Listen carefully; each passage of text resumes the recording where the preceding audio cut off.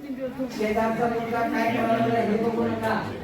हा अक्षर जो मुलगा छान लिहिणार, जो मुलगा छान लिहिणार त्याला सर्टिफिकेट, सगळ्यांनाच सर्टिफिकेट देणार आहे. जो एक अक्षर बरोबर कसं काढायचं की हे अवयव चांगले लिहिल्यानंतर अक्षर चांगलं होतं.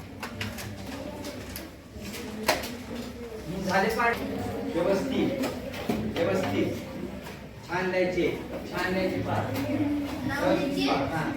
भरपूर आहे आपल्याला अ आ इ हळक संख्येपर्यंत लिहायचे आहे. ते परत 14